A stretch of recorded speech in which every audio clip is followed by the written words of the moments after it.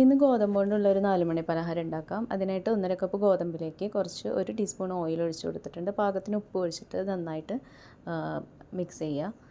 പൊടിയും ഉപ്പും വെളിച്ചെണ്ണയും കൂടി നന്നായി മിക്സ് ചെയ്യണം. എന്നിട്ട് നമ്മൾ സാധാരണ ചപ്പാത്തിക്കൊക്കെ മാവ് കുഴയ്ക്കുന്നത് പോലെ കുറച്ച് വെള്ളം ഒഴിച്ചിട്ട് നല്ല മയത്തിൽ മാവ് കുഴച്ചെടുക്കുക. എന്നിട്ട് ഇതൊരു 5 മിനിറ്റ് റെസ്റ്റ് ചെയ്യാനായിട്ട് വെക്കാം. നല്ല സോഫ്റ്റായിട്ട് ചെയ്യണം കേട്ടോ.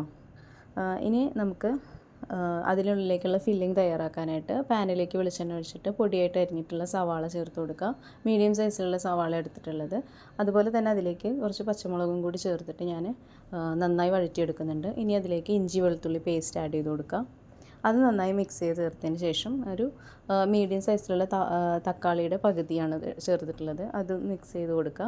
എന്നിട്ട് നമുക്ക് പൊടികൾ ആഡ് ചെയ്യാം. മഞ്ഞൾപ്പൊടി 1/4 ടീസ്പൂൺ, അതുപോലെ മുളക് പൊടി 1/4 ടീസ്പൂൺ, അതേപോലെ തന്നെ ഗരം മസാലയും 1/4 ടീസ്പൂൺ ചേർത്തിട്ടുണ്ട്. നന്നായി മിക്സ് ചെയ്തിട്ട് ഒരു സൈഡിലേക്ക് മാറ്റി വയ്ക്കാം. എന്നിട്ട് നമുക്കൊരു കോഴിമുട്ട ഇതിലേക്ക് ഒഴിച്ച് കൊടുത്തിട്ട് ആവശ്യത്തിനുള്ള ഉപ്പ് ആഡ് ചെയ്ത് കൊടുക്കാം. എന്നിട്ട് ഇതും അതുപോലെ തന്നെ നന്നായിട്ടൊന്ന് മിക്സ് ചെയ്യുക. എല്ലാം കൂടി നന്നായിട്ടൊന്ന് മിക്സ് ചെയ്ത് ചേർക്കുക. അപ്പോൾ ഫില്ലിങ്ങിനുള്ള ഗ്രേവി നമുക്കിവിടെ റെഡി ആയിട്ടുണ്ട്. ഇനി നമ്മൾ നേരത്തെ കുഴച്ച് വെച്ചിട്ടുള്ള മാവ് ചപ്പാത്തിക്ക് എടുക്കുന്നത് പോലെ ഓരോ ഉരുളകളായിട്ട് എടുക്കുക. എന്നിട്ട് അത് കൈ വെച്ചിട്ട് നന്നായി ഒന്ന് പരത്തുക. എന്നിട്ട് അതിനുള്ളിലേക്ക് നമ്മൾ നേരത്തെ ഉണ്ടാക്കി വെച്ചിട്ടുള്ള ആ ഒരു ഫില്ലിങ് ഇതിനുള്ളിലേക്ക് ചേർത്ത് കൊടുക്കുക.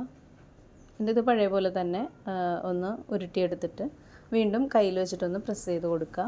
ഉള്ളിലുള്ള ഫില്ലിംഗ് ഒന്നും പുറത്തു പോകാത്ത രീതിയിൽ പ്രസ് ചെയ്യുക. നമുക്കെല്ലാം ഇതുപോലെ ഒന്ന് ചെയ്തെടുക്കാം.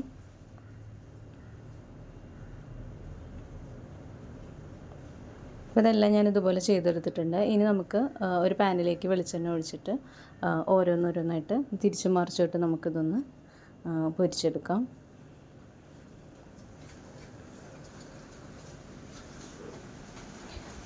മാവ് പ്രത്യേകം ശ്രദ്ധിക്കണം. മാവ് നല്ല സോഫ്റ്റായിട്ട് വേണം കുഴച്ചെടുക്കാൻ, നല്ല മയത്തിൽ വേണം കുഴച്ചെടുക്കാനായിട്ട്.